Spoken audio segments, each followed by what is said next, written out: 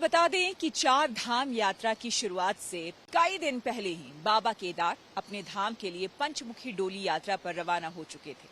गौरीकुंड से हमें भी कुछ दूर तक बाबा की डोली के साथ आगे बढ़ने का सौभाग्य मिला। पूरे यात्रा मार्ग पर भक्ति और उत्साह के रंग बिखरे पड़े हैं। भक्तों के लिए चाक चौबंद इंतजाम है, तो वहीं स्थानीय लोगों के लिए भी चार धाम यात्रा गुड न्यूज की सौगात लेकर आई है।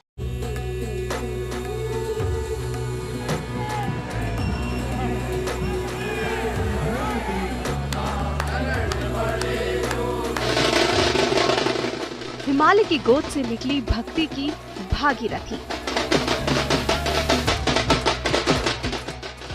देवभूमि की वादियों को सींच रही है।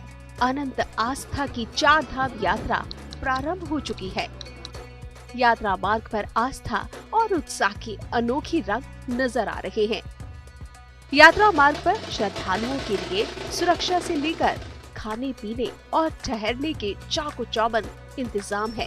प्रयास यही है कि तीर्थ यात्रियों को किसी तरह की दिक्कत न हो और चार धाम यात्रा सुचारू रूप से संपन्न हो।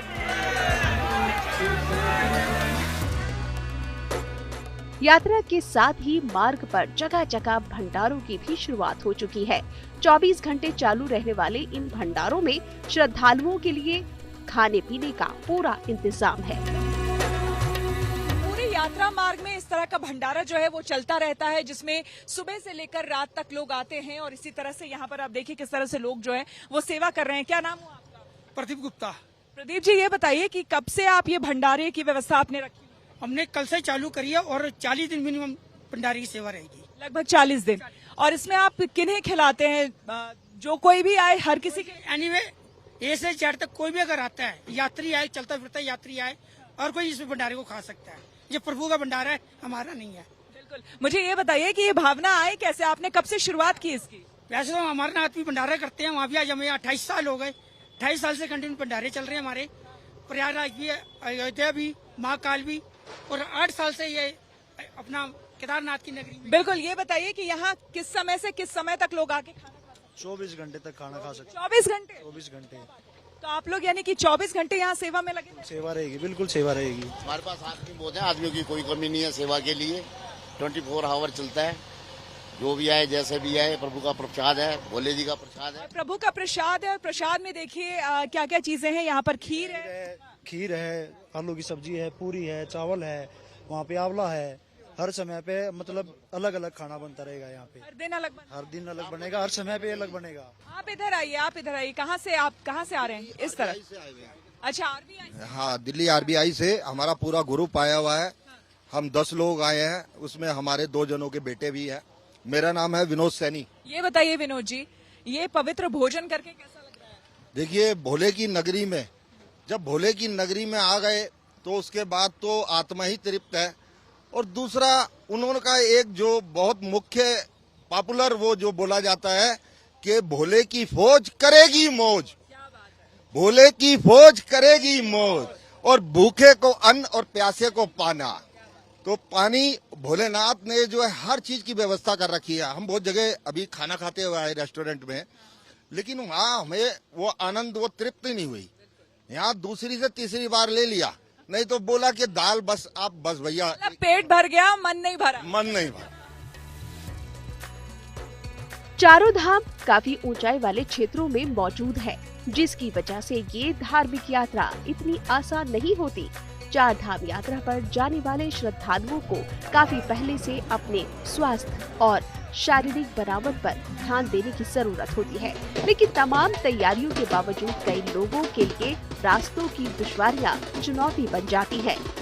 ऐसे लोग चार धाम यात्रा मार्ग पर जगह जगह उपलब्ध खच्चरों की सहायता से यात्रा पूरी कर सकते हैं।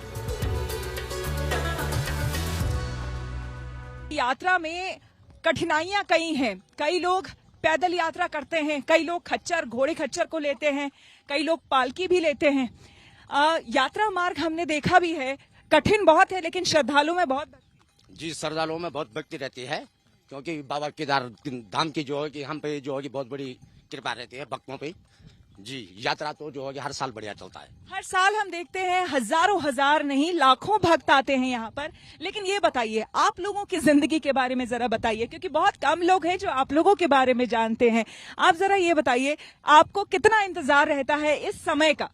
कम से कम हम 6 महीने तक जो है कि भगवान भोलेनाथ के जो है कि यात्रा खुलने के इंतजार में रहते हैं।